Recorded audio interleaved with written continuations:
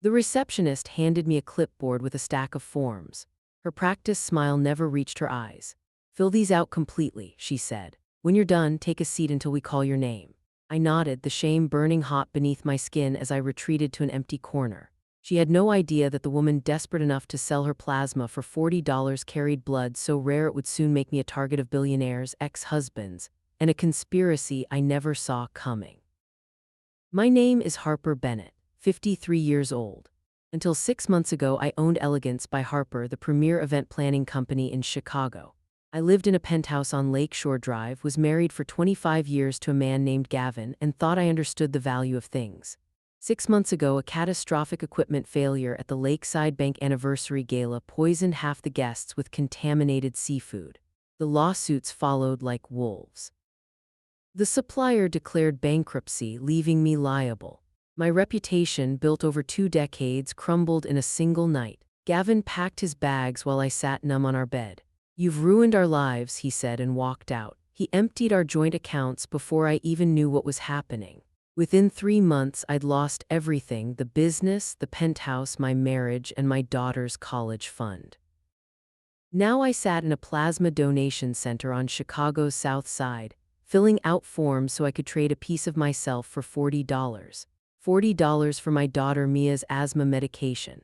She was 26, working retail instead of finishing her architecture degree, and her inhaler cost $60. I had $22.47 in my checking account.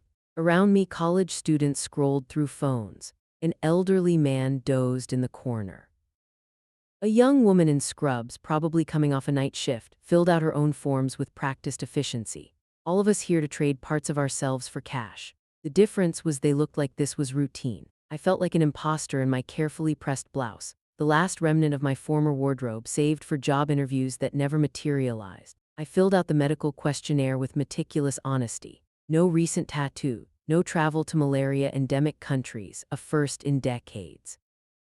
I used to coordinate events around the world. No history of drug use. No recent prison time. Have you ever fainted during a medical procedure? I checked no, though I considered checking yes, just to have someone attend to me a bit more carefully. I hadn't eaten since yesterday's lunch, a peanut butter sandwich at my sister Claire's kitchen table while she was at work.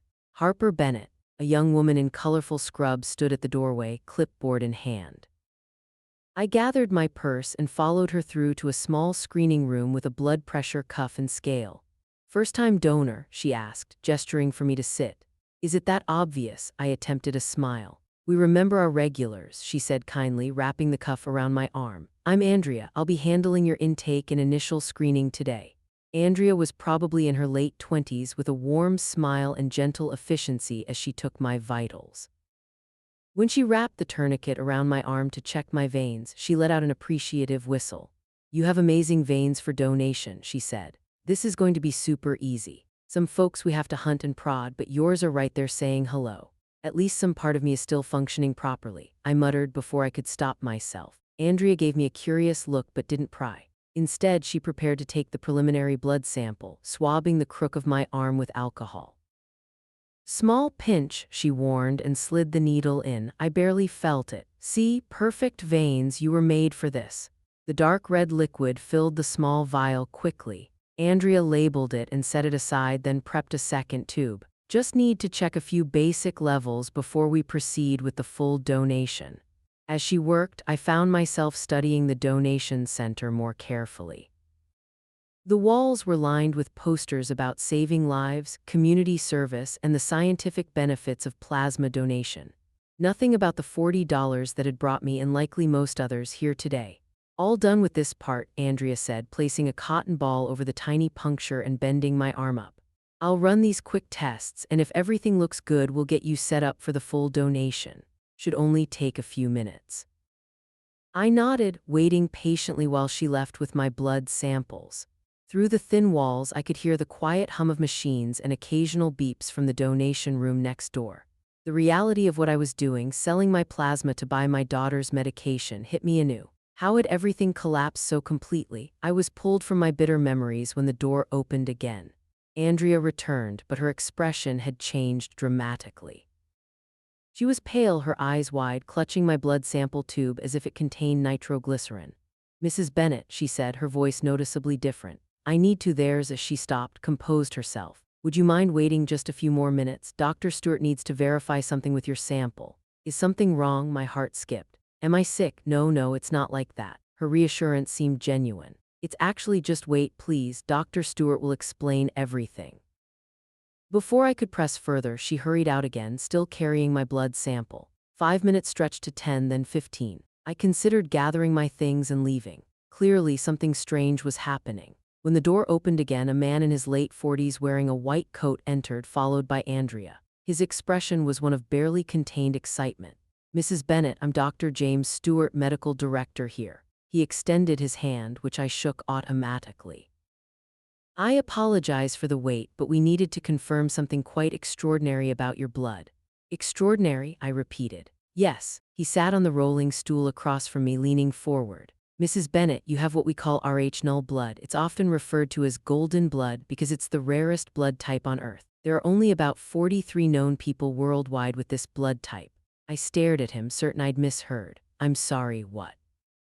Your blood lacks all rhesus antigens. It's universally compatible with any other rare blood type. His voice contained an almost reverential quality. To find a new Rh-null donor is, well, it's like discovering a unicorn.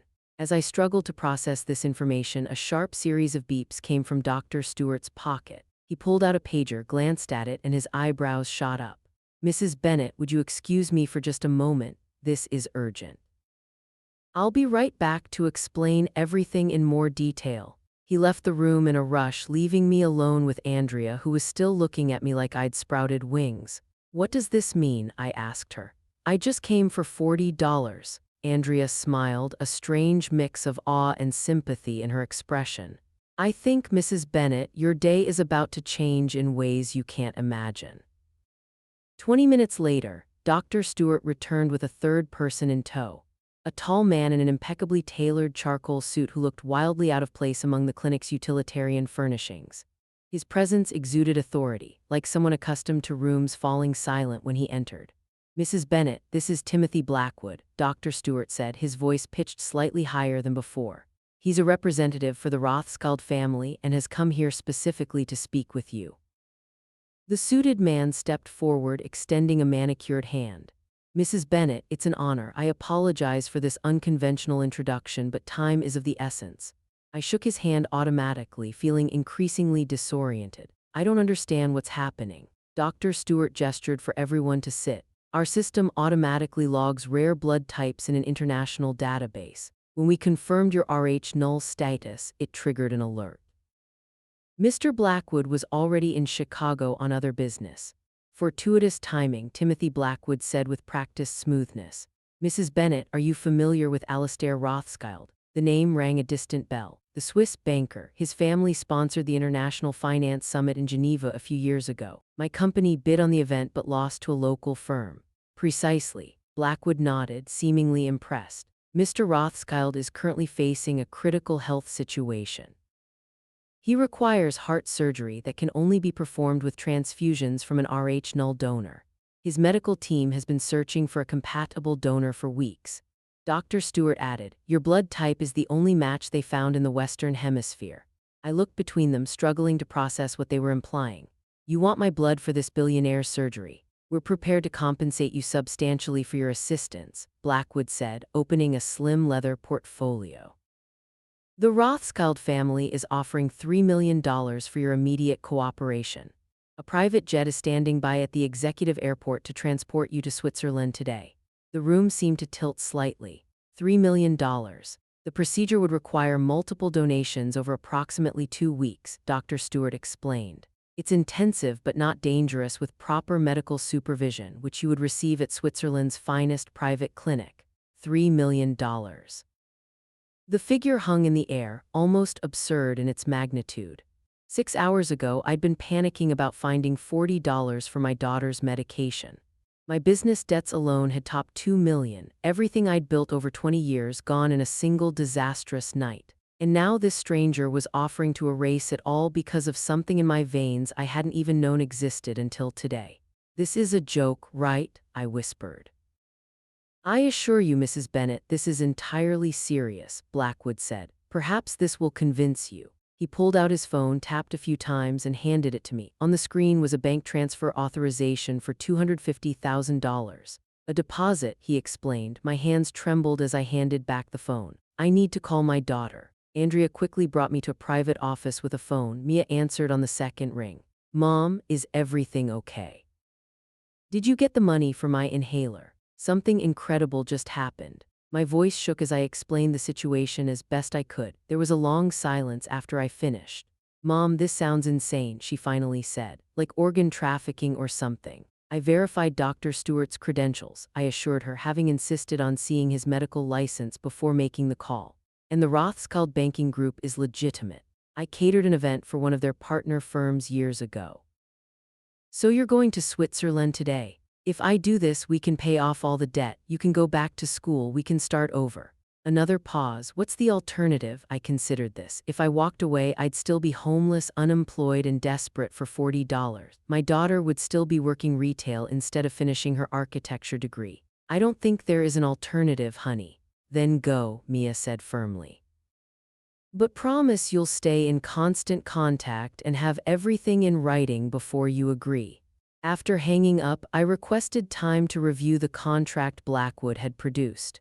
Years of negotiating catering contracts had taught me to read fine print carefully. The agreement was comprehensive. The sum, the medical protocols, accommodations at a private clinic, transportation.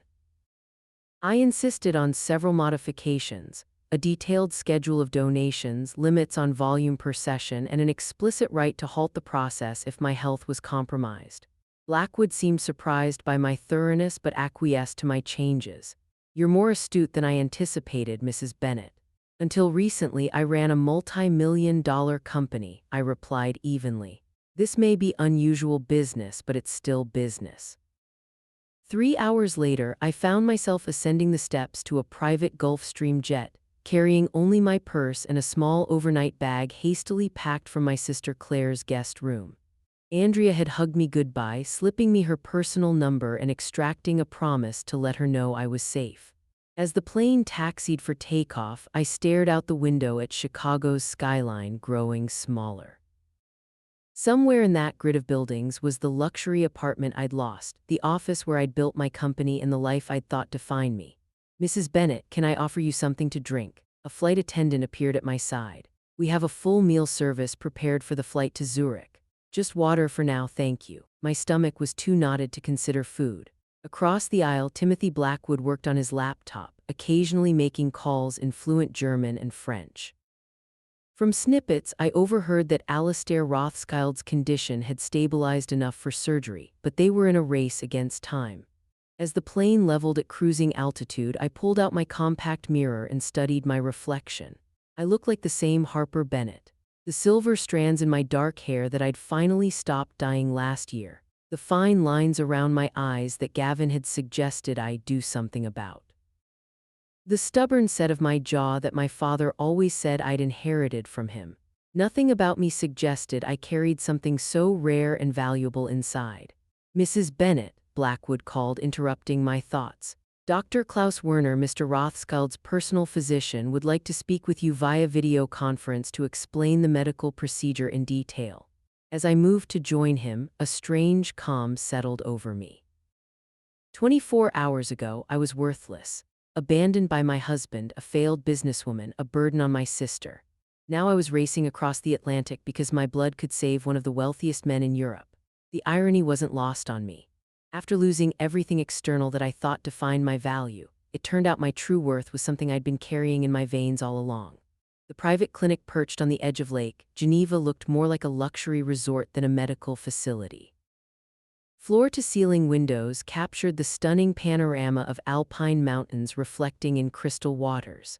My suite, and it was a suite, not a hospital room, featured a separate sitting area, a marble bathroom larger than Claire's entire guest room, and a private balcony with a view that would have cost thousands per night in my former life. I'd barely settled in when a soft knock announced the arrival of my medical team. Dr. Klaus Werner was a distinguished man in his 60s with silver hair and wire-rimmed glasses that gave him an academic air. He was accompanied by two nurses who exuded the quiet efficiency that defined Swiss healthcare. Mrs. Bennett, welcome to Clinique des Alpes, Dr. Werner said, his English precise with only the faintest German accent. I trust your journey was comfortable. Quite, I replied, still adjusting to this surreal transition from desperate plasma donor to VIP patient. Though I'm eager to understand exactly what I've agreed to. Dr. Werner nodded approvingly. Of course, transparency is essential. He gestured to the sitting area where the nurses were already setting up equipment for what appeared to be a preliminary examination. Over the next hour, Dr. Werner explained the procedure in meticulous detail. Alistair Rothschild suffered from a rare congenital heart defect that had recently deteriorated, requiring urgent surgery. The procedure was complex and would require multiple blood transfusions. But the real challenge was his immune system's hypersensitivity. Any blood except Rh0 would trigger a catastrophic reaction, Dr. Werner concluded. Your blood is quite literally the difference between life and death for Mr. Rothschild. We will require several donations before surgery and potentially more during his recovery phase. As he spoke, the nurses took my vitals, drew blood samples, and performed a comprehensive health assessment. I submitted to their tests, watching with detached curiosity as they handled my blood samples with extraordinary care, labeling them with color-coded systems I didn't recognize. When will the first donation take place? I asked. Tomorrow morning, if your tests confirm you're in suitable condition, Dr. Werner replied. We've designed a nutrition and hydration protocol to optimize your recovery between donations. He handed me a leather-bound folder. Your complete schedule, dietary guidelines, and supplementation regimen are detailed here. After they left, I stood on the balcony watching twilight settle over Lake Geneva. The air was crisp and clean, carrying the faint scent of pine from the surrounding forests. I tried calling Mia, but it went to voicemail. She would be at work now. Instead, I sent her photos of the clinic and a detailed update on the medical plan. My phone buzzed with an incoming text just as I was finishing. To my surprise, it was from Gavin, my first contact from him in months that wasn't through lawyers. Harper heard rumors you're in Switzerland for some medical procedure. Are you ill? Should I be concerned? The message was so perfectly Gavin, phrased as concern but undoubtedly motivated by self-interest. Had news about my rare blood condition already leaked to the press, or had he somehow tracked my sudden international travel? I typed and deleted several responses before settling on, not ill, taking care of business, no need for concern. His reply came immediately. We should talk when you return. I've been doing some thinking about our situation. I laughed out loud, the sound echoing across the empty suite. I bet you have, I muttered, leaving him on read. The man who told me I'd ruined our lives, who emptied our joint accounts before I even knew what was happening, who moved in with his 32-year-old marketing coordinator while I was still reeling from the collapse of my business. That man suddenly wanted to talk now that I might have access to millions. A knock interrupted my bitter reminiscence. When I opened the door, I found Timothy Blackwood holding a garment bag. Mrs. Bennett, I hope I'm not disturbing you, he said. Mr. Rothschild has requested your presence at dinner if you're feeling up to it. Mr. Rothschild is here, I asked, surprised. I assumed he'd be in intensive care. He's in the private wing, Blackwood explained. Against medical advice, he insists on meeting the woman whose blood will save his life. The dinner will be brief and carefully monitored by Dr. Werner. He handed me the garment bag. We took the liberty of providing appropriate attire as we understood your travel arrangements were hastily made. Inside was an elegant black dress that looked suspiciously my size, along with shoes and a simple pearl necklace. The presumption might have offended me once, but pragmatism overrode pride. I hadn't packed anything suitable for dining with a billionaire. 90 minutes later, I was escorted to a private dining room where Alistair Rothschild awaited. My first impression was of a man whose physical frailty contrasted sharply with his commanding presence. Tall and gaunt, with deep-set eyes that evaluated me with unsettling intensity, he rose slowly as I entered, leaning slightly on an ornate walking stick. Mrs. Bennett, he said, his voice surprisingly strong.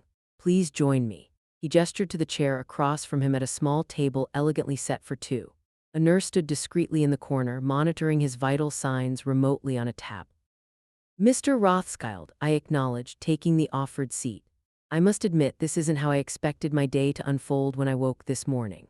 A ghost of a smile touched his lips. Nor did I anticipate meeting the woman whose veins hold the key to my survival. He poured water from a crystal carafe. Tell me what circumstances led you to that donation center in Chicago today. The directness of his question caught me off guard.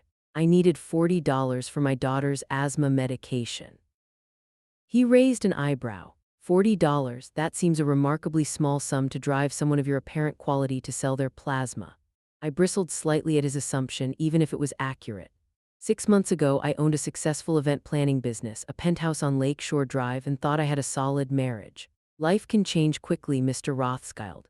Indeed it can, he agreed, studying me with renewed interest as servers silently appeared with our first course.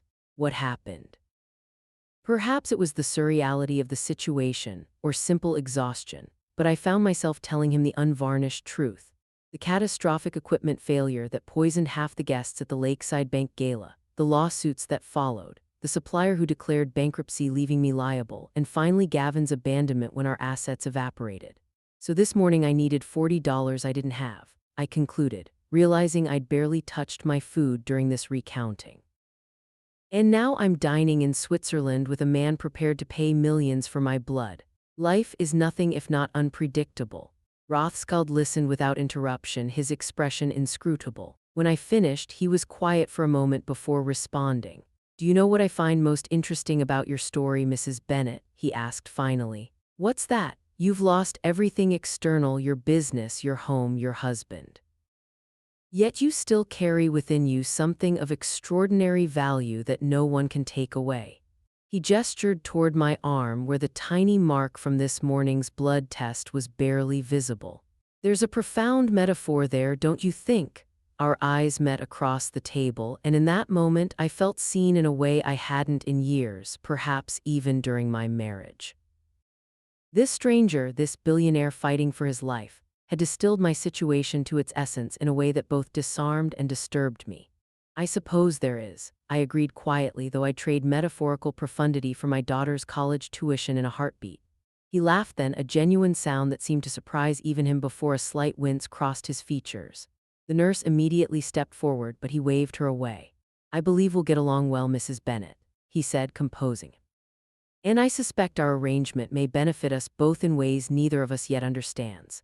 The first donation took place the following morning in a state-of-the-art room that resembled a spa more than a medical facility. I reclined on a heated leather chair as Dr. Werner's team prepared their equipment with choreographed precision. The process was similar to standard blood donation, but with significantly more monitoring equipment and 2 nurses attending to me at all times. We'll be taking 1 unit today, Dr. Werner explained, checking the catheter in my arm. Your comfort and safety are our priority, Mrs. Bennet. If you experience any discomfort, please alert us immediately. I nodded, watching my dark red blood flow through the tube and into a specialized collection bag. The rich crimson liquid that had been worthless to me yesterday was now being handled like liquid gold. What makes my blood so special? I asked, genuinely curious. I understand it's rare, but what exactly is different about it? Dr. Werner adjusted his glasses, seemingly pleased by my interest. Most people have rhesus antigens, protein markers on their red blood cells. You have none. Your blood lacks all 61 possible rhesus antigens, making it compatible with any blood type in emergency situations. More importantly for Mr. Rothschild's case, your blood won't trigger the severe immune response that would occur with standard transfusions. And no one in his family is a match. Blood type isn't simply inherited like eye color, he explained. Rh null is caused by a specific genetic mutation. The odds of finding it in his family were negligible. The donation took less than 15 minutes, but Dr. Werner insisted I remain for observation for 2 hours afterward. A chef delivered a gourmet meal rich in iron and proteins, along with fresh pressed juice and mineral supplements. The level of care was extraordinary, a stark contrast to the assembly line approach I'd expected at the Chicago Donation Center. When I returned to my suite, I found a small gift box waiting on the coffee table with a handwritten note from Alistair Rothschild, a token of appreciation for today's contribution. The first of many, I hope. Inside was a delicate platinum bracelet with a single ruby charm, simple but elegant and undoubtedly expensive. I set it aside, unsure about the propriety of accepting such a gift, and called Mia. Mom, she answered immediately. I was about to call you. Are you okay? Did they take your blood yet? Just finished, I assured her. The procedure was easy, much more pleasant than I imagined the donation center would have been. I described the clinic and the meticulous care I was receiving.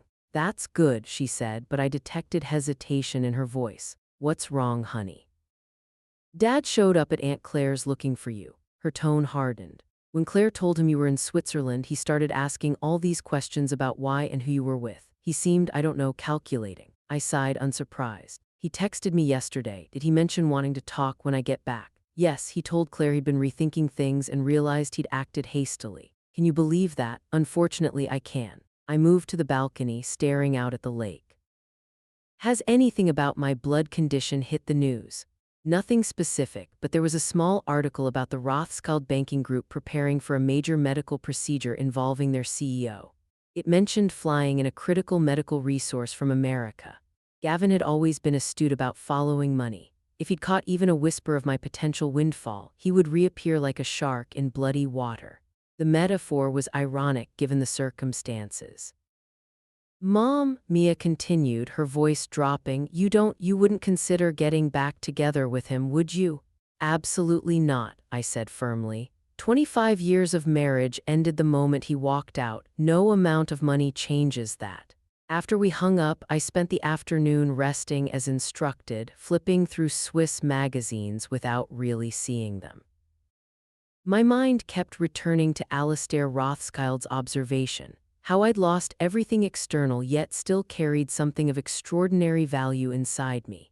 The metaphor wasn't lost on me, but I couldn't help wondering, was my value now reduced to this biological quirk? Was I merely a resource again, this time for my blood instead of my event planning expertise? A knock interrupted my brooding. Andrea Rodriguez, the nurse from Chicago, stood at my door, her familiar face a surprising comfort in this foreign environment. Andrea, what are you doing here? I exclaimed. She smiled broadly. Dr. Stewart arranged for me to join the medical team. Since I was the first to identify your Rh-null status, they thought I might be helpful during the donation process. She looked around the suite, clearly impressed. Quite a step up from our clinic, isn't it? We settled in the sitting area, and Andrea's presence eased some of my isolation. She explained that she'd specialized in rare blood disorders during her training before financial necessity pushed her toward the steadier income of the donation center. How are you holding up? She asked. It's a lot to process in 24 hours. It's surreal, I admitted. Yesterday I was desperate for $40, and today a billionaire gave me a ruby bracelet for 1 unit of blood. Andrea's eyes widened. He gave you jewelry. I showed her the bracelet still in its box. Is that inappropriate? I haven't decided whether to accept it. It's unusual, she said carefully. In normal medical practice, there are strict ethical guidelines about gifts between patients and donors, but nothing about this situation is normal. We were interrupted by Timothy Blackwood, who appeared with an update on the schedule. My blood work showed excellent recovery, and they wanted to proceed with a second donation the following morning. The surgery was tentatively scheduled for 3 days later. Mr. Rothschild has also requested another meeting with you tomorrow evening, Blackwood added. He found your conversation stimulating and believes reducing his stress levels will benefit his pre-surgical condition. Is that medically sound, or is he using his condition to get what he wants? I asked bluntly. Blackwood's expression remained professional, but I caught a flicker of amusement in his eyes. In my experience, Mrs. Bennett, with Mr. Rothschild, those two things are rarely mutually exclusive. After he left, Andrea gave me a concerned look. Just be careful about boundaries, Harper. The power dynamic here is already complicated enough. She was right. I was simultaneously invaluable and vulnerable. The literal lifeblood for a man accustomed to wielding enormous power, yet dependent on my biological quirk for his survival. I needed to navigate this strange relationship carefully. That evening I received another text from Gavin. Called Claire looking for you. Why didn't you tell me about Switzerland? What medical procedure requires international travel? We should discuss this together as family. I stared at the message, anger bubbling up from some deep reservoir I thought had run dry months ago. As family, I said aloud to the empty room. The audacity was breathtaking. I typed a reply, deleting and rewriting several times before settling on. We're not family anymore, Gavin. You made that abundantly clear when you left. My medical decisions are no longer your concern. His response came immediately. Don't be hasty, Harper. People make mistakes. I've been thinking a lot about us lately. I bet you have, I muttered, setting my phone aside without responding. I moved to the window, watching lights twinkle along the shoreline of Lake Geneva. Tomorrow they would take more of my blood, this substance that had suddenly transformed me from worthless to priceless in the eyes of the world. But its value had always been there, unrecognized, flowing through my veins every day of my life. The realization brought an unexpected sense of peace. Whatever happened with Alastair Rothschild, whatever Gavin was plotting, whatever the future held, I carried my true worth within me and always had. By the third day, the clinic staff had settled into a routine around my presence. The morning nurses greeted me by name. The chef prepared my post-donation meals according to my preferences, and even Timothy Blackwood had softened his formal demeanor slightly. I donated 2 units of blood with a third scheduled for tomorrow, and my body was holding up well, thanks to the meticulous care I was receiving. What I hadn't expected was Alastair Rothschild's continued interest in my company. After our initial dinner, he'd requested another meeting, and then another. Each conversation revealed more layers to this complex man who held such power in the financial world, yet now found himself utterly dependent on a stranger's biological quirk. You didn't have to accept, he remarked during our third meeting, a lunch in the clinic's private garden. Despite his frail appearance, he insisted on being outdoors whenever possible. You could have named your price, demanded 10 million 20. In my position, I would have paid it. I considered this as I sipped my mineral water. Perhaps that's why you're a banker and I ran an event company, different instincts. Indeed, his piercing gaze studied me, though I suspect it's more than that. You accepted quickly, but you negotiated terms carefully. Medical safety protocols, schedule limitations, clear boundary. You wanted fair compensation, not exploitation. That speaks to character. I shrugged, uncomfortable with his analysis. Or perhaps just business sense. My company may have failed, but I learned a few things in 20 years. Tell me about it, he said, surprising me. Your company, what made it special before the incident? No one had asked me about Elegance by Harper since its collapse. People either avoided the topic entirely or spoke of it in hushed, pitying tones. But Alastair's question held genuine curiosity. So I found myself describing the business I'd built from a one-woman operation in my apartment to a staff of 47 with corporate clients across the Midwest.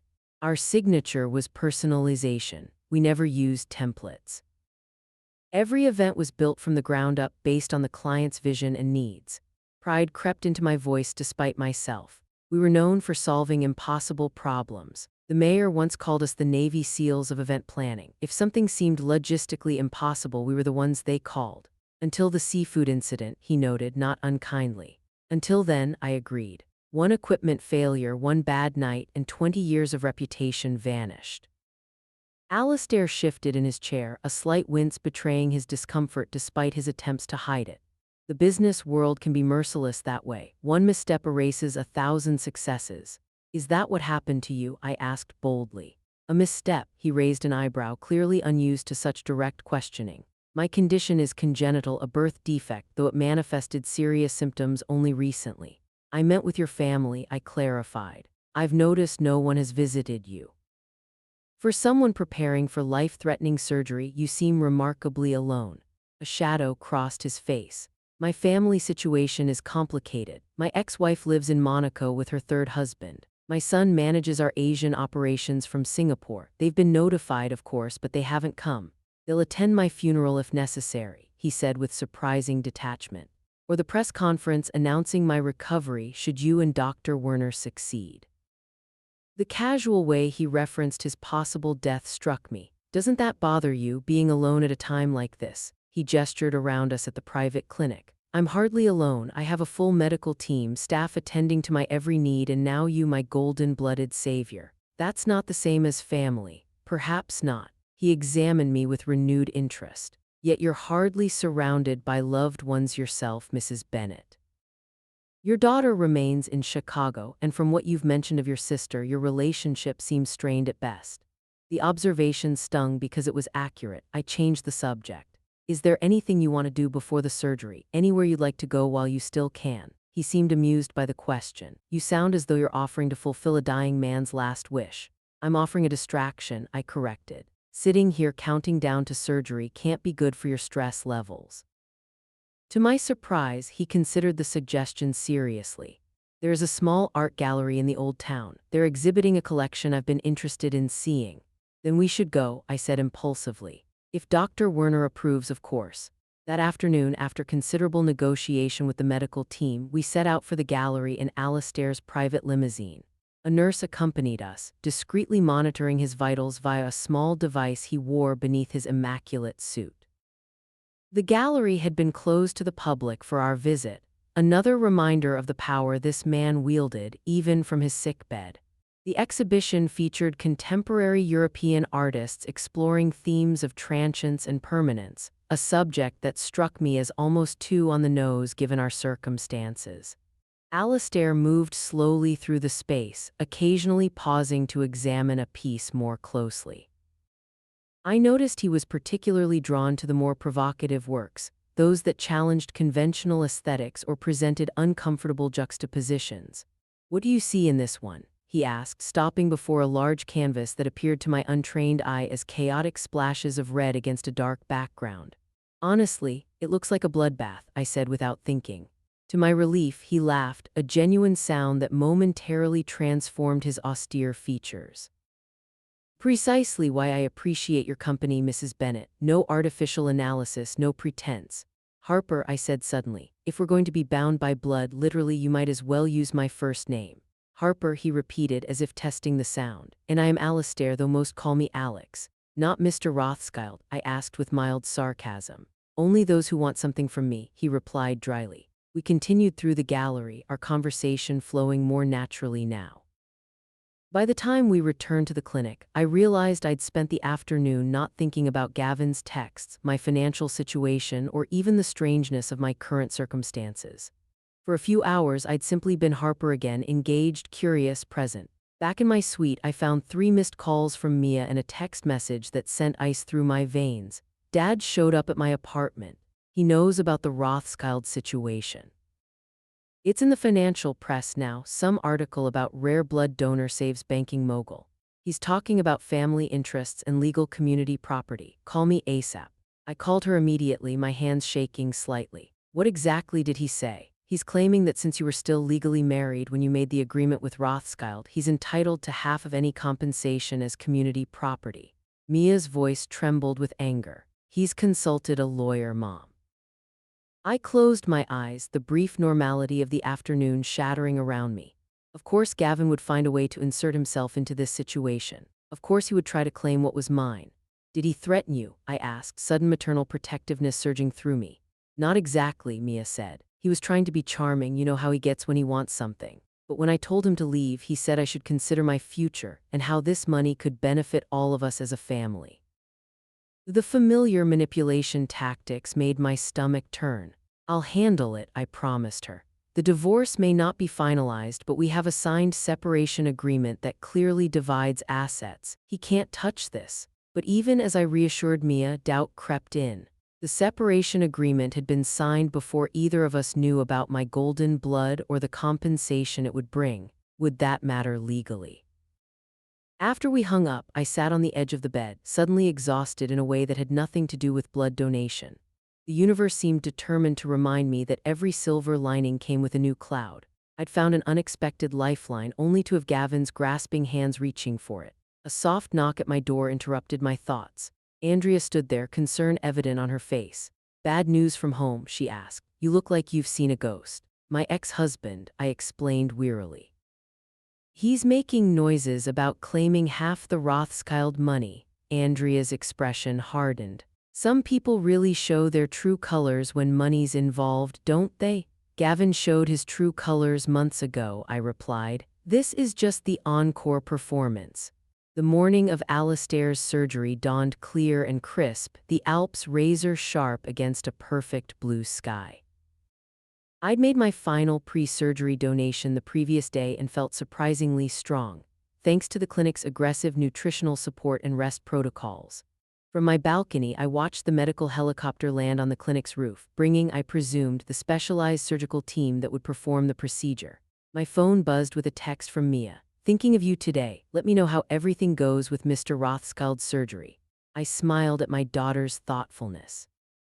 Despite everything she'd been through, her education interrupted, her stable life upended, her father's betrayal, Mia still maintained her innate empathy. I'd done something right in raising her at least.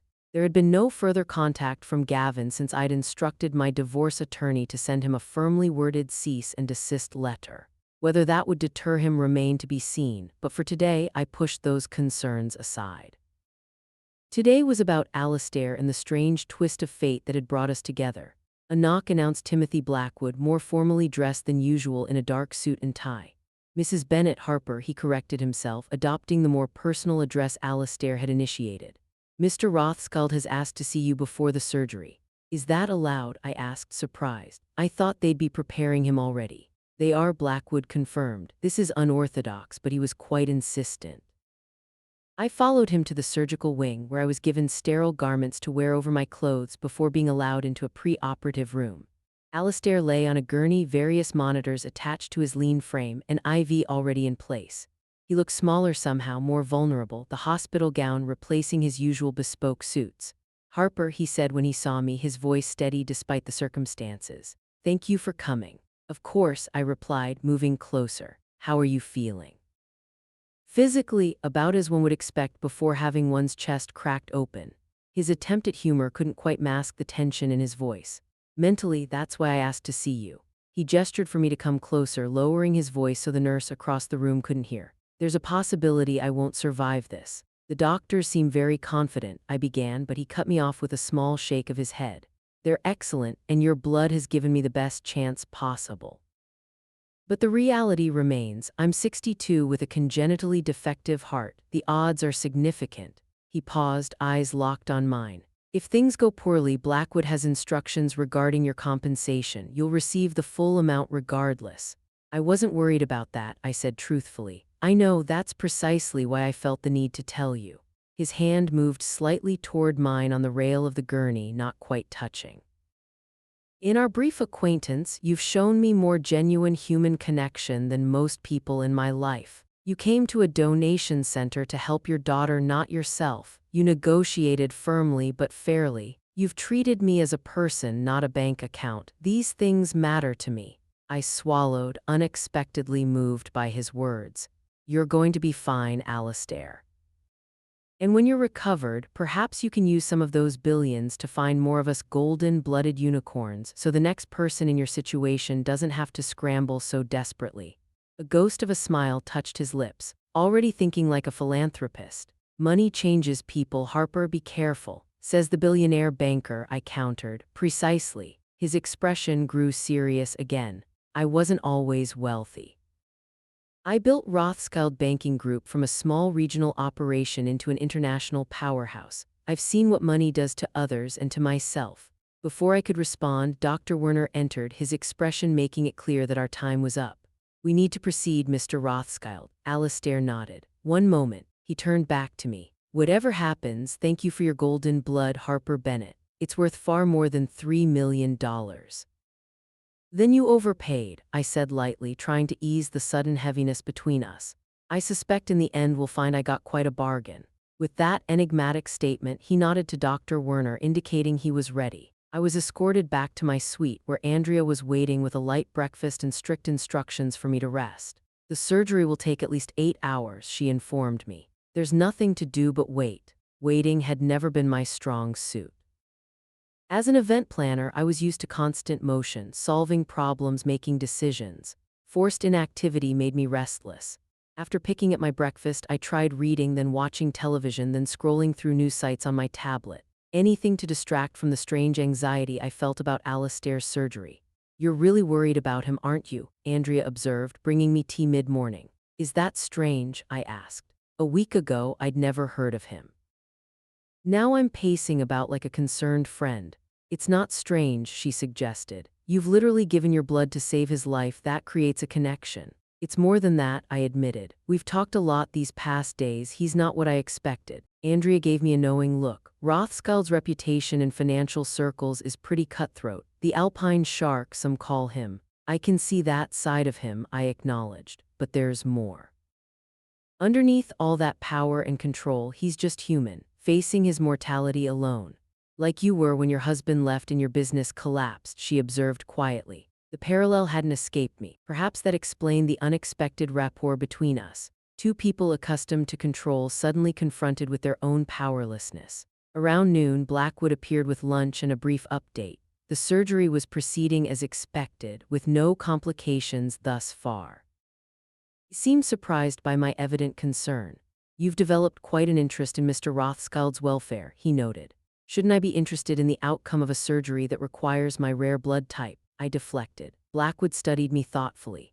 In my 15 years working with Alistair Rothschild, I've rarely seen him connect with anyone the way he has with you. It's unexpected. We're hardly friends, I protested.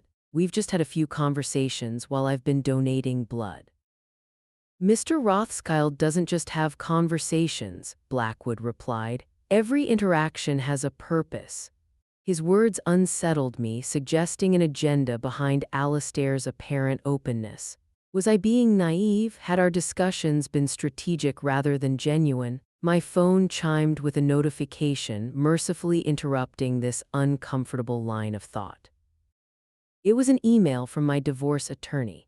Gavin's lawyer has formally requested disclosure of the Rothschild agreement as part of divorce discovery. We need to discuss strategy ASAP.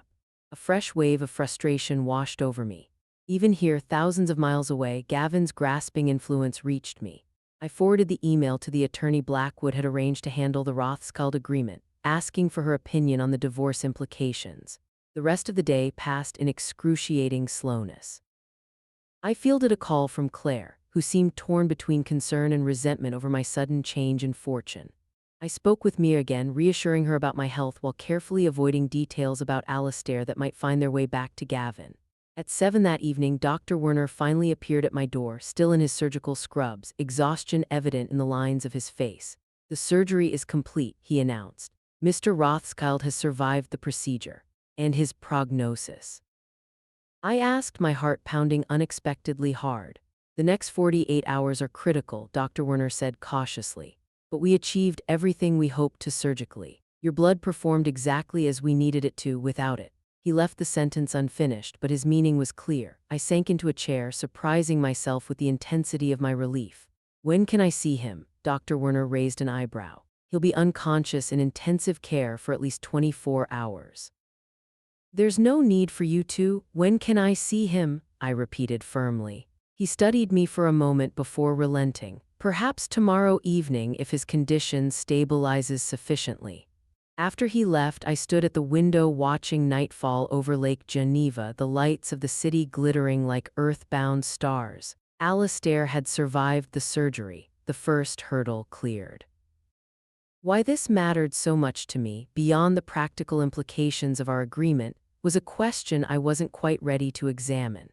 Alistair remained in intensive care for 3 days, his recovery proceeding more slowly than the medical team had hoped but without major complication. During this time, I found myself in a strange limbo, no longer actively donating blood but not yet released to return home. Blackwood explained that I needed to remain available for potential additional donations during Alistair's recovery phase, but I suspected there was more to my continued presence at the clinic than medical necessity. On the 4th day post-surgery, I was finally permitted to visit Alistair. He was awake but heavily medicated, his usual sharp alertness dulled by painkillers and fatigue. Various tubes and monitors connected him to machines that beeped and hummed, tracking his vital functions with clinical precision. "Harper," he said when he saw me, his voice a rasp of its usual resonance. "You're still here. Where else would I be?" I replied, taking the chair beside his bed. "Someone has to make sure all that golden blood wasn't wasted." A ghost of his usual smile touched his pale lips. Always practical. We sat in companionable silence for several minutes, the beeping monitors a strange counterpoint to the unspoken current between us. Finally, he spoke again, each word clearly requiring effort. "I had a dream during surgery. You were there. Was I planning an event?" I asked lightly. "No." His gaze, though clouded by medication, held mine. "You were standing at a crossroads, holding something bright in your hands. You offered it to me, but then..." He frowned slightly, the memory slipping away. "I can't recall the rest." Sounds like an anesthesia dream, I said, oddly disturbed by his description. Perhaps. He shifted slightly, wincing, or perhaps symbolic. You quite literally offered me your life force. For $3 million, I reminded him, hardly a selfless gesture. We both know it wasn't just about the money. His eyes drifted closed, fatigue overtaking him. I sat with him until he fell asleep, troubled by his words. He was right, of course. Somewhere along this strange journey, the transaction had become something more complex than a simple exchange of blood for money. I'd begun to care about this man, his recovery, his future, his solitary existence despite his vast wealth. It was unexpected and slightly alarming. As I left the ICU, I nearly collided with a tall, impeccably dressed Asian man who shared Alastair's sharp features and penetrating gaze, though softened by youth. "Mrs. Bennet, I presume," he said, extending his hand. David Rothschild, Alastair's son. I shook his hand, noting his firm grip and assessing gaze. "You've come from Singapore." As soon as I could arrange it. A flicker of something defensiveness perhaps crossed his face. Contrary to whatever my father may have implied, his family does care about his welfare. He said very little about his family, I replied diplomatically. David's expression suggested he didn't believe me, but he let it pass. "The doctors tell me your blood saved his life. Our family owes you a debt of gratitude beyond the financial compensation." There was something rehearsed about his gratitude that reminded me of Gavin at his most professionally charming.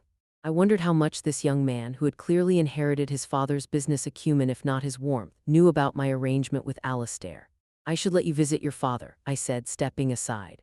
"Actually, Mrs. Bennet, I was hoping we might speak privately first." He gestured toward the waiting area.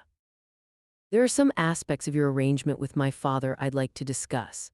Warning bells rang in my mind. Any discussions about my agreement should include Timothy Blackwood and the attorneys who drafted it. "Of course," he said smoothly. "I simply thought a preliminary conversation might be beneficial. My father, while brilliant in business, can sometimes be impulsive when his health is concerned." "Your father struck me as quite methodical," I countered, "and I found Blackwood to be extremely thorough." David's polite smile tightened slightly. "Mrs. Bennet, my concern is simple. My father has developed a personal interest in you that extends beyond the medical necessity of your blood type. This could complicate matters when he's thinking more clearly." The implication was clear. He believed I was somehow manipulating Alastair during his vulnerability. The suggestion stung more than it should have. "Mr. Rothschild, I have no designs on your father or his fortune beyond our existing agreement." I met his gaze directly. "I came here to donate blood and be fairly compensated for it. Any personal connection that developed was initiated by Alastair, not me." I meant no offense. He backpedaled, though his eyes remained coolly assessing. "I'm simply looking out for family interests during a difficult time." "I understand completely," I replied, thinking of Gavin's sudden renewed interest in family once money entered the equation. "Now, if you'll excuse me, I'm due for a follow-up examination." That evening, Andrea found me on my balcony, staring out at the mountains as twilight painted them in shades of purple and gold. She handed me a glass of wine, a small luxury now that my donations were complete. "You seem troubled," she observed. "Is it Alastair's condition?" "Partly," I admitted, "and a rather tense conversation with his son." "Ah, the prodigal son arrives." Andrea leaned against the railing. "He's been here less than a day, and already the staff is talking about him, very demanding, very corporate. He thinks I'm taking advantage of his father's vulnerability," I said, the words bitter on my tongue. "Are you?" she asked bluntly. I turned to her, surprised. "Of course not." "Then why does it bother you what David Rothschild thinks?" She sipped her wine. "Unless you care more about Alastair than you're admitting." The question hung in the air between us, uncomfortably precise. Did I care about Alastair Rothschild, the wealthy, powerful banker who had swept into my life on the back of a biological coincidence, the man whose blood money would resurrect my financial life, the patient whose recovery I found myself invested in beyond any practical consideration? "It's complicated," I finally said. "Life usually is." Andrea smiled sympathetically. "Look, whatever is happening between you and Alastair, or not happening, it's nobody's business but yours. Not his son's, not Blackwood's, not even mine." "There's nothing happening," I insisted. "Not yet, perhaps, too quickly, perhaps," she shrugged. "You've just connected somehow, found common ground despite your very different circumstances." "If you say so." Her tone made it clear she wasn't entirely convinced. "By the way, Blackwood mentioned they're planning to move you to the residential wing tomorrow. Alastair's stable enough that they don't need you quite so close at hand medically." The news should have been welcome. The residential wing was apparently even more luxurious than my current suite, with more independence and privacy. Instead, I felt a twinge of disappointment at being moved further from Alistair. The thought was absurd. That makes sense, I said neutrally. Did he mention how much longer I'll need to stay in Switzerland? Another 2 weeks, possibly 3, Andrea replied. They want you available for any complications. Plus, there are some follow-up donations scheduled once Alistair is stronger. 2 more weeks in the strange bubble, suspended between my old life and whatever came next. 2 more weeks of conversations with Alistair, watching him recover, navigating the complex dynamics with his son and staff. 2 more weeks before I had to face Gavin and his legal maneuvers, before I had to decide what to do with my unexpected wealth, before I had to rebuild my life from the ground up. What will you do when you go back? Andrea asked, as if reading my thoughts. I took a long sip of wine, considering. Start over, I suppose, pay off my debts, find a place to live, help Mia return to school. And professionally, the question gave me pause. I hadn't thought much beyond the immediate financial relief the Rothschild payment would provide. My catering and event business was irreparably damaged, not just financially but reputationally.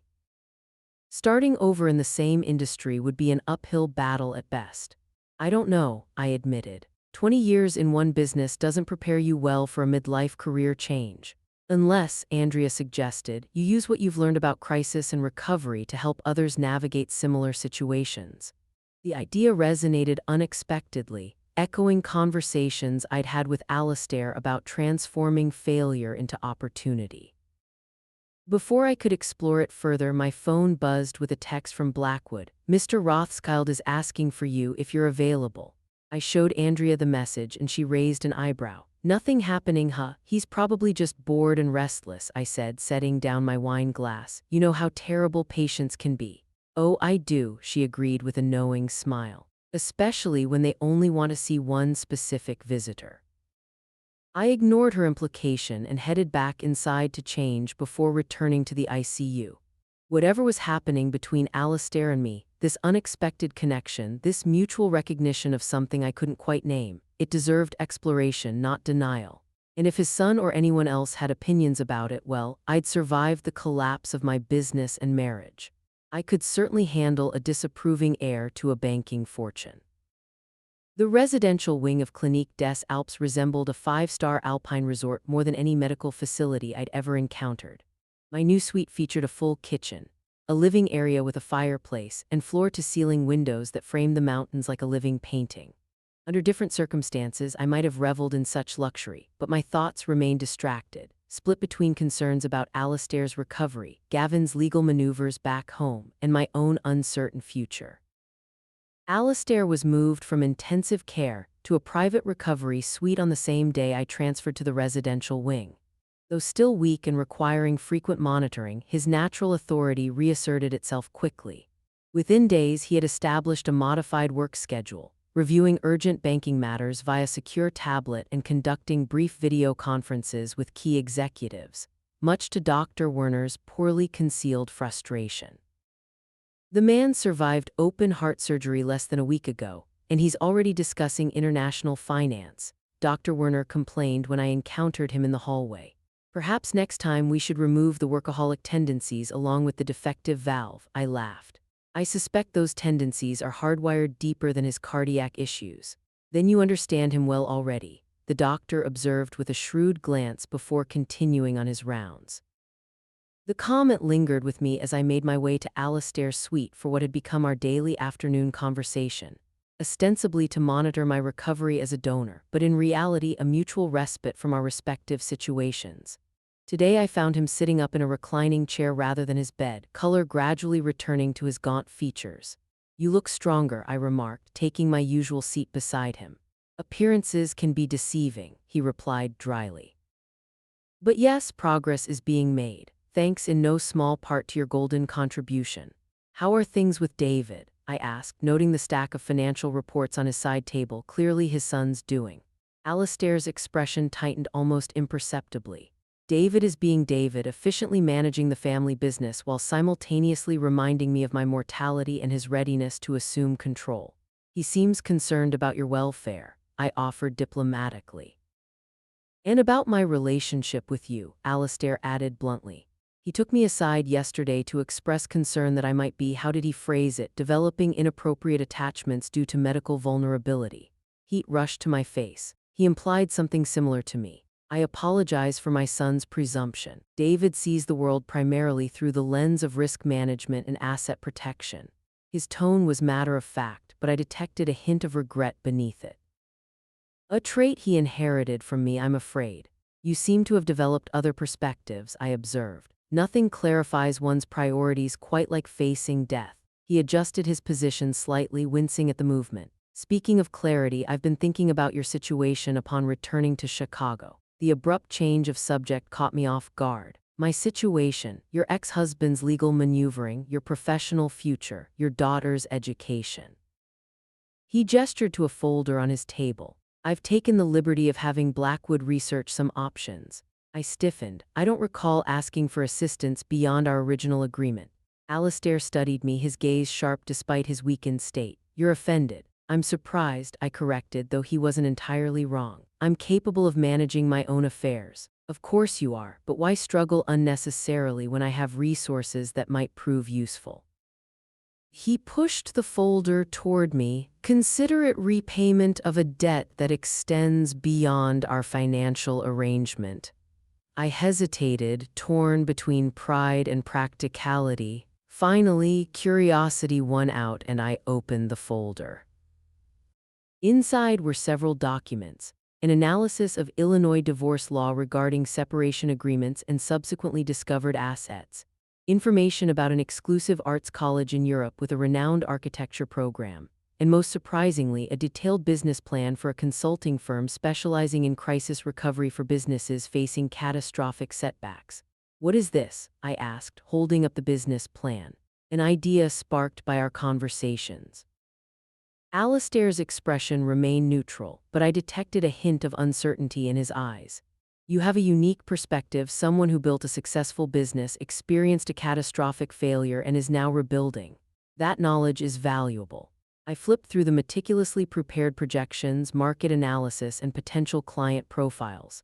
The concept was compelling, using my experience to help other businesses navigate crisis and recovery. A way to transform my personal disaster into professional wisdom. This is thorough, I said finally, unsure how to feel about him developing such a detailed plan without my knowledge. I have excellent analysts, he replied simply, and considerable experience recognizing untapped potential. Is that what I am, untapped potential? The question came out more sharply than I intended. You're many things, Harper Bennett, he said quietly. Most of which have nothing to do with business opportunities or blood type. The air between us shifted, charged with unspoken currents. Before I could respond, a knock at the door announced the arrival of Dr. Werner for Alistair's scheduled examination. Relieved and frustrated in equal measure by the interruption, I excused myself, taking the folder with me. Back in my suite, I spread the contents across the coffee table, examining each document more carefully. The divorce analysis confirmed what my own attorney had suggested. Gavin's claim on the Rothschild payment was tenuous at best, especially given the explicit division of assets in our separation agreement. The information about the arts college revealed it offered a scholarship program for international students with exceptional portfolios, something Mia might qualify for with her remarkable design work. But it was the business plan that kept drawing my attention. Eventuality Consulting, the proposed name with the tagline, Beyond Crisis Management. The concept was elegant in its simplicity, leveraging my experience to help businesses navigate catastrophic setbacks, not just surviving but emerging stronger. Had Alistair somehow extracted this vision from our conversations, or had he recognized something in me that I hadn't yet acknowledged in myself? The thought was both flattering and unsettling. My phone rang, interrupting my contemplation. It was Mia. Mom, have you checked your email today? She asked without preamble, excitement vibrating in her voice. No, why? I got the strangest message from the International College of Design in Geneva. They're inviting me to submit my portfolio for a full scholarship program. They said they're expanding their search for exceptional North American talent and got my name from a recommendation. Her voice dropped to a near whisper. Did you have something to do with this? I glanced at the college brochure still lying open on my table. Not directly, I hedged. Was it him, Mr. Rothschild? Mia was too perceptive by half. Mom, is something going on between you two? He's a patient whose life I helped save through a biological coincidence, I replied, avoiding the question. And he's apparently prone to grand gestures of gratitude. Mia's skepticism was evident even across an ocean. Well, whatever's happening, I'm submitting my portfolio. This school is incredible. Their architecture program is ranked among the top 5 globally. After we hung up, I sat staring at the business plan again. Alistair's grand gesture was far more than mere gratitude. He had offered not just financial compensation, but a potential future for Mia and for me. A path forward that built upon my past rather than trying to erase it. The question was why? What did Alistair Rothschild gain from investing in my future beyond our blood arrangement? Was this another business transaction to him, a philanthropic project, or something more personal that neither of us was quite ready to name? As twilight settled over the Alps, turning the snow-capped peaks to gold and then dusky purple, I made a decision. Tomorrow I would confront Alistair about his motivations and perhaps finally examine my own. The next morning I awoke to text from Andrea. Emergency with AR overnight. Stable now but rough few hours. Thought you should know. My heart stuttered as I immediately called her. What happened? Post-surgical complication, she explained. Fluid around the heart. They had to perform an emergency procedure to drain it. He's okay now, but it was touch and go for a while. Why didn't anyone call me? I demanded, already pulling clothes from the closet. A slight pause. He specifically asked them not to disturb you. That stubborn, infuriating man. I dressed quickly and made my way to the medical wing, where I found David pacing outside his father's room, looking rumpled and exhausted in what were clearly yesterday's clothes. Mrs. Bennet, he acknowledged stiffly. I'm surprised they notified you. They didn't, I replied, choosing not to elaborate on my source. How is he? Stabilized. Dr. Werner says the immediate danger has passed. A muscle twitched in David's jaw. Father is asking for you. Actually has been since he regained consciousness, despite my presence at his bedside all night. The thinly veiled resentment in his tone might have offended me a week ago. Now I simply felt sympathy for this young man watching his formidable father's mortality manifest so starkly while simultaneously feeling replaced in the sick room by a stranger.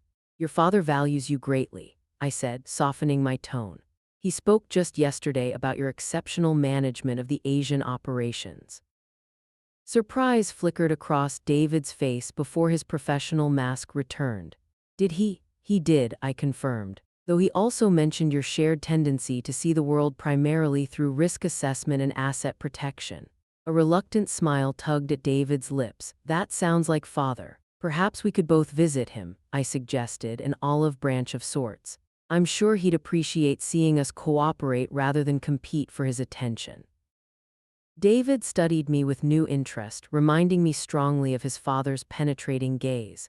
You're not what I expected, Mrs. Bennet. Harper, please, and what did you expect? Someone more opportunistic. He had the grace to look slightly embarrassed. Your situation made you seem potentially predatory. My situation, a middle-aged woman with sudden financial troubles, suddenly valuable to a wealthy man. He shrugged apologetically. You must admit, from an outside perspective, it looked like I was taking advantage of your vulnerable father, I finished for him. Despite the fact that I came into this situation completely unaware of my blood's value and your father's team sought me out, not the other way around. David had the decency to look abashed. When you put it that way, let's go see your father, I said, ending the uncomfortable conversation. I have a few choice words for him about not notifying me of medical emergencies. Alistair looked alarmingly frail, his skin ashen against the white hospital linens, various tubes and monitors once again attached to his body. But his eyes remained sharp, lighting with something that might have been pleasure when he saw me enter with David.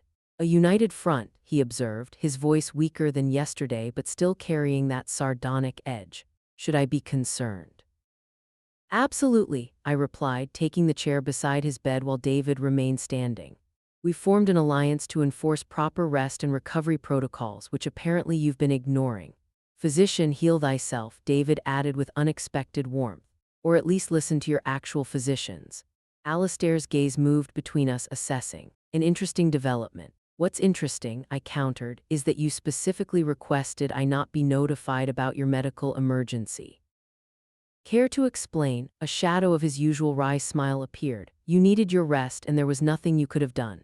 That's not your decision to make, I said firmly. Not after everything we've been through. David cleared his throat. I should give you privacy. No, stay, Alistair said, surprising us both. What I need to discuss concerns both of you. He shifted slightly, wincing. Last night's episode was a reminder of my mortality, more acute than I'd prefer. There are matters I need to address, contingencies to arrange. Father, you're going to recover fully, David insisted, moving closer to the bed. Eventually, perhaps, but recovery is clearly more complicated than we anticipated. Alistair's gaze fixed on me. Harper, regarding the business proposal I showed you yesterday, I'd like to expedite it. Expedite it? I repeated, confused. Rothschild Banking Group has numerous clients who have faced catastrophic setbacks, financial, reputational, operational. Your experience could be invaluable to them. He glanced at David. I've allocated initial funding for Eventuality Consulting as a subsidiary venture, with David overseeing the financial structure while you develop the methodology and client approach.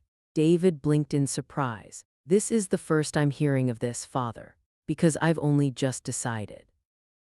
Alistair's tone brooked no argument despite his weakened state. Harper's perspective on failure and recovery is unique. Combined with our financial resources and client relationships, it represents a significant opportunity.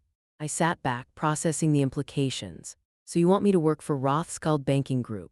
As a partner in a new venture, Alistair corrected. One that benefits from our infrastructure while maintaining its independent approach and expertise. He turned to David. The proposal documents are in my private safe. Blackwood knows the combination. David hesitated, clearly torn between professional curiosity about this new business direction and concern about his father's health. We should discuss this when you're stronger. We're discussing it now, Alistair said with a flash of his usual authority, because I may not have the luxury of perfect timing. The blunt acknowledgement of his mortality silenced us both momentarily. Finally, I leaned forward, meeting his gaze directly. Why are you doing this, Alistair? The truth. His eyes, sunken with exhaustion but still piercingly intelligent, held mine. Because some debts can't be paid with money alone. Because talent shouldn't be wasted due to circumstance. Because you rebuilt me with your blood and I would offer the same opportunity for rebuilding in return. The raw honesty in his voice struck me deeply. This wasn't merely a business proposition or philanthropic gesture. It was something more personal, a recognition of shared experience despite our vastly different circumstances. David, watching this exchange with evident fascination, cleared his throat. I'll retrieve those documents and give them proper review. If you're serious about this venture, Father, it deserves thorough diligence. After he left, silence settled between Alistair and me. Finally, he spoke again, his voice quieter. You haven't answered, Harper. Would you consider it? I studied him, this complex man who had upended my life as completely as my blood had transformed his. I'm not certain I'm ready to build something new from the ashes of my old life, especially something so closely tied to you and your family. Because of my son's suspicions, or your own, both perhaps. I hesitated, then decided on complete honesty. I'm not entirely sure what's happening between us, Alistair. Whatever it is, it complicates a business relationship. His expression softened almost imperceptibly. Yes, it does. And yet you're proposing one anyway. I'm providing an opportunity. What you build with it, professionally or otherwise, remains your choice. He shifted again, a grimace of pain crossing his features. Last night when they were rushing me back to surgery, I had a moment of perfect clarity. Do you know what I regretted most in that moment? I shook my head. Not the business deals I've missed, or the wealth I've accumulated, or even the relationships I've neglected. What I regretted was the possibility of not seeing what you would do next. How you would rebuild your life with or without the resources I could offer. A ghost of a smile touched his lips. It was a strangely specific regret for a man facing potential death. The admission hung in the air between us, weighted with implications neither of us seemed ready to fully articulate. Before I could respond, Dr. Werner entered with a team of nurses for Alistair's examination. We'll need privacy, Mrs. Bennet, he said apologetically. I rose, unexpectedly reluctant to leave. I'll think about your proposal, I told Alistair. Do, he replied simply. But don't overthink it. You have excellent instincts, Harper. Trust them. As I walked back to my suite, his words echoed in my mind. Trust my instincts. The same instincts that had led me to build a successful business only to watch it collapse. The same instincts that had kept me in a marriage with Gavin far longer than I should have. The same instincts that now pulled me toward a complex entanglement with a billionaire banker whose blood literally contained my own. Yet beneath the doubt and confusion, a small voice of certainty whispered, whatever was happening with Alastair Rothschild, whatever came next, it represented the first genuine path forward I'd glimpsed since my world collapsed 6 months ago. Not a return to what was lost, but something entirely new. Something built on the unexpected foundation of two broken people finding value in each other beyond biology or finance. Trust my instincts. Perhaps it was finally time to try. 3 weeks after Alastair's surgery, I stood at the window of my Chicago apartment. Not the penthouse I'd lost, but a comfortable two-bedroom overlooking the lake in a quieter neighborhood. The first portion of the Rothschild payment had arrived shortly after I returned from Switzerland, enough to clear my most pressing debts and secure this modest but pleasant new beginning. The apartment was sparsely furnished. I'd started fresh rather than trying to reclaim pieces of my former life. The walls remained mostly bare, waiting for new memories to fill them rather than echoing past glories. Only my desk held remnants of before, a small crystal award from the Chamber of Commerce recognizing elegance by Harper's contribution to the city's hospitality industry, and a framed photo of Mia from her high school graduation. My phone chimed with a message from Mia herself. Apartment hunting in Geneva tomorrow. Can't believe I got the scholarship. Call you after to show you the options. I smiled, my heart swelling with pride. The International College of Design had not only accepted Mia's portfolio but awarded her their prestigious Global Innovator Scholarship, a genuine recognition of her talent. Regardless of Alastair's initial connection, my daughter was rebuilding her future on her own terms, just as I was attempting to do with mine. The Eventuality Consulting proposal sat open on my dining table, surrounded by notes, market research, and potential client profiles I'd been reviewing. After weeks of consideration and numerous video calls with David and the Rothschild legal team, I decided to move forward with the venture, with several key modifications to maintain my independence. Instead of a Rothschild subsidiary, Eventuality would be my company, with Rothschild Banking Group as a minority investor and strategic partner. I would control the methodology and client approach while benefiting from their financial resources and networks. The arrangement preserved my autonomy while acknowledging the practical advantages of their support. My phone rang, not Mia but Timothy Blackwood. Harper, he greeted me, his tone warmer than during our first meeting. Our shared experiences in Switzerland had transformed him from Alastair's formal representative to something approaching a colleague. I've just received the signed partnership agreements from our legal department. Everything is proceeding as scheduled. And Alastair, I asked the question that always hovered beneath our professional discussions. How is his recovery progressing? Steadily, Blackwood replied. He's working half-days from his residence in Zurich, much to Dr. Werner's continued frustration.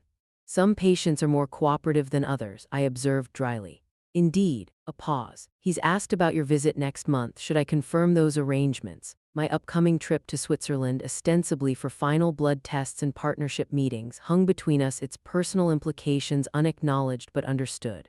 Yes, I confirmed. The dates we discussed still work. After we hung up, I returned to the window, watching twilight settle over Lake Michigan. The water reflected the deepening blue of the sky, reminding me of those quiet evenings on my balcony in Switzerland, contemplating an uncertain future that had since gained definition and purpose. A knock at my door interrupted my reverie. I wasn't expecting visitors, but the building had good security, so I opened it without concern and found Gavin standing there, immaculately dressed as always. Harper. He greeted me with the winning smile that had once made my heart flutter. Now it simply reminded me of a salesman's practiced charm. Your new place is lovely, though the security downstairs is quite persistent. That's rather the point of security, I replied coolly, not inviting him in. What do you want, Gavin? He had the grace to look slightly uncomfortable. I thought we should talk. Our attorneys are making this process more contentious than necessary. Our attorneys are doing their jobs. Mine is protecting my interests, and yours is trying to claim money he has no legal right to. Gavin smiled tight. There's no need for hostility. We were married for 25 years. Surely we can discuss this reasonably. We could have discussed many things reasonably, I agreed. When my business collapsed, when I needed support, when our daughter had to leave college, you chose to walk away instead. I made a mistake, he admitted with practiced contrition. I panicked seeing everything we'd built together crumbling so suddenly. I didn't handle it well. And now that I have money again, you've had a change of heart. How convenient. His expression hardened slightly. That's unfair, Harper. I've had months to reflect on my actions. Coincidentally, the same months during which news of my Golden Blood and Rothschild connection appeared in the financial press. I leaned against the doorframe, studying the man I'd once loved. Did you know Mia received a prestigious scholarship to study in Europe? No thanks to you. I heard, he said, surprising me. Claire mentioned it when I called her last week. Of course he'd maintained contact with my sister. Claire had always been slightly in awe of Gavin's polished charm. I'm proud of her, he continued. She's always been talented. Despite myself, I softened slightly. Whatever Gavin's failings as a husband, he'd generally been a good father when present. Yes, she has. Taking advantage of the momentary thaw, he pressed further. Could I come in just for a few minutes? I have a proposal that might resolve our situation amicably. Against my better judgment, I stepped aside, allowing him into my new space. He surveyed the apartment with barely concealed assessment, no doubt calculating its value compared to our former penthouse. I see you've started fresh, he commented, noting the minimal furnishings. In more ways than one. I gestured to the couch but remained standing myself. What's your proposal? Gavin sat, crossing his legs casually as if we were discussing dinner plans rather than divorce terms. I'm prepared to drop all claims to the Rothschild compensation in exchange for a one-time settlement. A clean break, no further legal entanglements. How generous, I replied, not bothering to hide my sarcasm. And how much would this clean break cost me?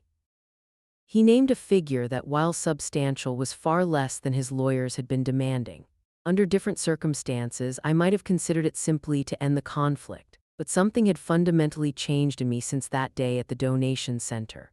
No, I said simply. His confident expression faltered. No, Gavin, your claim has no legal merit. The separation agreement clearly divided our assets. The Rothschild arrangement came months after you left, when we were living completely separate lives. Our divorce isn't finalized because your attorneys have been deliberately delaying it. I interrupted. My blood, my arrangement, my compensation. You abandoned me when I had nothing. You don't get to return now that I have something. He stood, the charming facade cracking to reveal the calculation beneath. This new confidence doesn't suit you, Harper. Alastair Rothschild may have put stars in your eyes with his billions and business opportunities, but you're out of your depth. You always have been in the financial realm. And yet here I am rebuilding, while you're reduced to knocking on my door begging for handouts. The words were harsh but delivered calmly, without the emotional turmoil such a confrontation would have triggered months ago. My attorneys will contact yours with our final position. This conversation is over. After showing him out, I returned to the window, surprised by my own composure. 6 months ago, Gavin's abandonment had devastated me. Now his reappearance barely ruffled my equilibrium. My phone rang, Alastair this time as if conjured by Gavin's accusations. Is this a bad time? He asked when I answered, the connection crystal clear despite the ocean between us. Actually, it's perfect timing, I replied, settling into my reading chair. Gavin just left. A world of understanding in that single syllable. And how did that encounter go? Better than expected, for me at least, probably not for his ego. Alastair's soft chuckle warmed me despite the distance. I wish I could have witnessed it. You're quite formidable when properly motivated. A quality we apparently share, I observed. Blackwood says you're working half days against medical advice. Blackwood reports too thoroughly, he grumbled, though without real annoyance. How are the partnership arrangements proceeding? We discussed business for several minutes. The structure of eventuality consulting, potential early clients, marketing approaches, before drifting into more personal territory. Have you decided yet? He asked finally, the question I'd been expecting. I gazed out at the darkening lake, considering my answer carefully. Alastair had presented me with a secondary proposal alongside the business venture, one far more personal in nature. After his recovery, he'd suggested spending 6 months in Chicago. ostensibly to help launch Eventuality, but with the unspoken purpose of exploring whatever connection had developed between us. Yes, I said, having finally reached my decision during Gavin's visit. I think we should see what this is between us without the extraordinary circumstances of hospitals and billion-dollar banking empires clouding the issue. And if it's nothing, he asked, a rare vulnerability in his voice. Then we'll have a successful business partnership and an unusual friendship with a remarkable origin story, I replied. But I don't think it's nothing, Alistair. Neither do I. The simple admission carried more weight than flowery declarations might have. 1 month until your visit. I've scheduled the follow-up blood tests with Dr. Werner for Monday morning, which leaves us the rest of the week for less medical interactions. We spoke for nearly an hour more, discussing everything from Mia's apartment hunt in Geneva to Alistair's plans for gradually transferring more operational control to David. There was an ease to our conversation that belied the complexities of our situation, the age difference, the geographical distance, the vast disparity in our financial worlds, even with my improved circumstances. After we hung up, I moved to my desk and picked up the small vial I kept there. A token Dr. Werner had given me before I left Switzerland, containing a tiny sample of my golden blood preserved in a clear resin pendant. In the lamplight, it glowed a deep, rich crimson, the physical embodiment of the extraordinary value I'd carried within me all along, unrecognized until a moment of desperate need revealed it. I returned to the dining table and reached for a blank notebook. At the top of the first page, I wrote, Eventuality Beyond Crisis Management. Then below it, Chapter 1, The Value Within. My story wasn't just about blood or money or even unexpected second chances. It was about discovering that true worth exists independent of external validation or circumstance. A lesson I hope to share with others facing their own moments of collapse and reinvention. Outside, the Chicago skyline sparkled against the night sky. As beautiful from this new vantage point as it had been from my penthouse, just different, like my life itself, irrevocably changed yet somehow more authentic than before, not defined by what I'd lost but by what I'd found within myself. Golden blood, yes, but also resilience, clarity, and the courage to begin again, not an ending but a continuation. On my own terms, in my own way, with unexpected allies and opportunities I could never have imagined when I walked into that donation center seeking $40 and found millions instead, in more ways than one. If this story of resilience, unexpected fortune, and the courage to rebuild touched your heart, like this video and subscribe to Unbound Stories SR for more powerful narratives about ordinary people discovering extraordinary strength. In the comments, tell me, what would you do if you discovered you carried something rare and valuable inside you that you never knew existed?